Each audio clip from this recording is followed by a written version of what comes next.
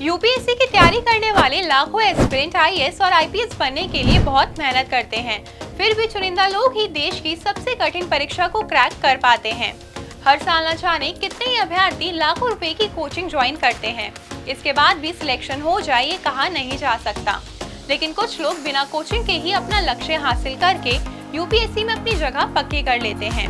आज के इस वीडियो में हम आपको ऐसे 5 सिविल सर्वेंट की कहानियां बताएंगे जिन्होंने बिना किसी कोचिंग के सेल्फ स्टडी के माध्यम से इस परीक्षा को सिर्फ क्रैक ही नहीं किया बल्कि टॉप 100 में अपनी जगह भी बनाई। पहले नंबर पर आती है प्रसन्नजीत कौर, जिन्होंने बिना कोचिंग लिए 2022 की यूपीएससी परीक्षा में 11वां स्थान हासिल किया। जम्मू कश्मीर के पुंछ से आने वाली प्रसन्नजीत कौर ने अपनी स्कूली शिक्षा अपने शहर से ही पूरी की। प्रसन्नजीत शुरू से ही पढ़ाई में काफी होशियार थी। बचपन से ही वह अपने देश के लिए कुछ करना चाहती थी, जिसके लिए उन्होंने पहले जम्मू कश्मीर प्रशासनिक सेवा परीक्षा की तैयारी शुरू की और उसमें सफलता पाई और अपने गांव का नाम रोशन किया। इसके बाद उन्होंने अपना लक्ष्य यूपीएससी को बनाया और तैयारियां शुरू कर दी। यूपीएससी की तैयारी के लिए प्रसन्नजीत ने सेल्फ स्टडी को अपना सहारा बनाया और इंटरनेट की मदद से तैयारी करती रही। लेकिन कभी कभी उनके गाँव और आसपास के इलाकों का नेट बंद कर दिया जाता था, जिस वजह से उनकी पढ़ाई काफी प्रभावित होती। लेकिन इसके बाद भी उन्होंने हार नहीं मानी और किताबों और नोट से तैयारी करती रही। जिसके बाद साल 2022 में प्रसन्नजीत ने अपना यूपीएससी का पहला अटेम्प्ट दिया और सफलता हासिल कर पूरे देश में 11वीं रैंक हासिल की। दूसरे नंबर पर है सुरभि गोयल, जिन्होंने यूपीएससी की तैयारी के लिए कोचिंग ज्वाइन तो की, लेकिन हफ्ते भर में छोड़कर सेल्फ स्टडी के जरिए साल 2021 की परीक्षा में सफल हुई। सुरभि गोयल दिल्ली की रहने वाली हैं। उन्होंने अपनी स्कूली शिक्षा और ग्रेजुएशन दिल्ली से ही पूरा किया। डिग्री हासिल करने के बाद साल 2018 में सुरभि ने कैट परीक्षा दी। अपनी मेहनत के बलबूते उन्होंने कैट परीक्षा में 98.71% अंक हासिल किए। इतने मार्क्स में उन्हें किसी भी आईआईएम में आसानी से एडमिशन मिल जाता, लेकिन उन्होंने यूपीएससी की परीक्षा देने का फैसला किया।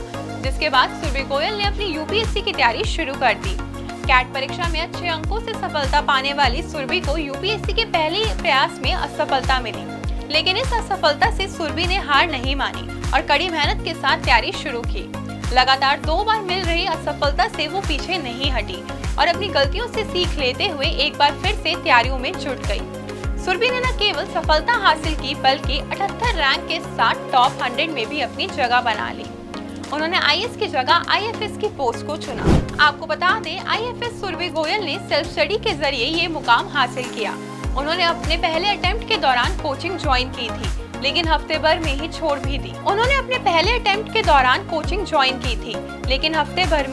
दी। यूपीएससी की तैयारी करने वाले उम्मीदवारों को सलाह देते हुए आईएफएस सुरभि कहती है कि किसी भी कोचिंग का माहौल उम्मीदवारों को प्रेशर में डाल देता है। उससे बेहतर होता है अपने स्पेस में शांति से अपनी स्ट्रैटेजी के साथ पढ़ाई करना। लेकिन कोचिंग ज्वाइन करना और ना करने का फैसला पूरा आपका अपना है। तीसरे नंबर पर है यश चालुका, जिन्होंने सेल्फ स्टडी के दम पर साल 2020 में टॉप 5 में जगह बनाई। यश मूल रूप से झारखंड में धनबाद जिले के रहने वाले हैं। उन्होंने 12वीं तक की पढ़ाई अपने राज्य में ही की और उसके बाद ग्रेजुएशन के लिए दिल्ली चले गए। दिल्ली में उन्होंने बीकॉम और उसके बाद कॉमर्स में पोस्ट ग्रेजुएशन की डिग्री हासिल की। इसी दौरान उन्होंने सिविल सेवा में जाने का फैसला किया और तैयारी में जुट गए। उन्होंने किसी भी तरह की कोचिंग नहीं ली और सेल्फ स्टडी की बदौलत सफलता हासिल करने की ठान ली। मेहनत और लगन से तैयारी करने के बाद यश ने यूपीएससी क्रैक करके 4थी रैंक हासिल की। यश का कहना है कि आपको यूपीएससी में ऑप्शनल सब्जेक्ट काफी सोच समझकर लेना चाहिए, क्योंकि यह आपके पढ़ाई पर प्रभाव डालता है। यश ने अच्छा शेड्यूल बनाया और रोजाना तैयारी की। यश का कहना है कि उन्होंने टॉपिक क्लियर करने के लिए इंटरनेट का सहारा लिया। उनका मानना है कि यूपीएससी को पास करने के लिए कोचिंग लेना जरूरी नहीं है। एक अच्छी रणनीति बनाकर आप यूपीएससी सिर्फ क्रैक ही नहीं बल्कि टॉप भी कर सकते हैं। चौथे नंबर पर है सलोनी वर्मा, जिन्होंने साल 2020 की यूपीएससी परीक्षा बिना किसी कोचिंग के सेल्फ स्टडी के सहारे पास की। सलोनी वर्मा मूल रूप से झारखंड के जमशेदपुर की रहने वाली हैं। हालांकि उनका अधिकतर समय दिल्ली में बीता। सलोनी ने स्नातक की पढ़ाई पूरी करने के बाद यूपीएससी की पढ़ाई शुरू की। सलोनी वर्मा अपने पहले प्रयास में कामयाब नहीं हो सकी, लेकिन उन्होंने हार नहीं मानी और फिर से प्रयास किया। उन्होंने न सिर्फ अपने दूसरे अटेम्प्ट में यूपीएससी क्लियर किया बल्कि 70वीं रैंक हासिल की। इसमें खास बात ये रही कि उन्होंने ये कामयाबी बिना किसी कोचिंग के हासिल की।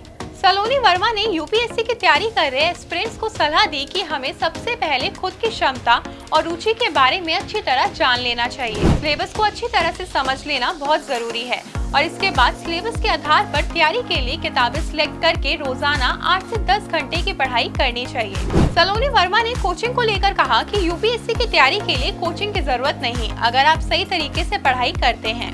कोचिंग गाइडेंस के लिए होती है, पढ़ाई तो आपको खुद ही करनी पड़ती है, इसलिए सही गाइडेंस नहीं मिल रहा तो आप कोचिंग ज्वाइन कर सकते हैं। 5वें नंबर पर है निधि श्रीवास्तव, जिन्होंने कोचिंग से ज्यादा सेल्फ स्टडी को जरूरी मानते हुए साल 2019 की यूपीएससी की परीक्षा पास की। निधि मूल रूप से हरियाणा के गुरुग्राम की रहने वाली हैं। उन्होंने मैकेनिकल इंजीनियरिंग में डिग्री हासिल करने के बाद हैदराबाद की एक कंपनी में करीब 2 साल तक काम किया। नौकरी के दौरान ही निधि के मन में यूपीएससी की परीक्षा की तैयारी करने का ख्याल आया। इसके बाद उन्होंने यूपीएससी की तैयारी शुरू कर दी। उन्होंने परीक्षा की तैयारी के लिए कोचिंग को बजाय सेल्फ स्टडी का ऑप्शन चुना और अपनी तैयारी में जुट गई। निधि ने बिना कोचिंग के ही एक अच्छी रणनीति बनाकर यूपीएससी की तैयारी शुरू कर दी। हालांकि तैयारी में कुछ कमी होने के कारण उन्हें पहले प्रयास में सफलता नहीं मिली। उन्होंने निराश होने के बजाय अपनी तैयारी और तेज कर दी और यूपीएससी का अपना दूसरा अटेम्प्ट दिया। दूसरे प्रयास में भी निधि असफल रही, लेकिन उन्होंने खुद को मोटिवेट रखा और अपनी गलतियों में सुधार करते हुए अपना तीसरा अटेम्प्ट दिया, जिसमें उन्होंने सफलता हासिल की और यूपीएससी की परीक्षा पास कर ऑल इंडिया 83 रैंक हासिल की। दोस्तों, अगर आपको हमारा ये वीडियो पसंद आया हो तो इसे दोस्तों के साथ भी जरूर शेयर करें और अगर आपके पास हमारे लिए कोई सवाल है तो उसे कमेंट में लिखकर हमें जरूर बताएं। आपसे जल्दी मुलाकात होगी एक नए टॉपिक पर एक नई वीडियो के साथ। देखते रहिए प्रभात एग्जाम। नमस्कार।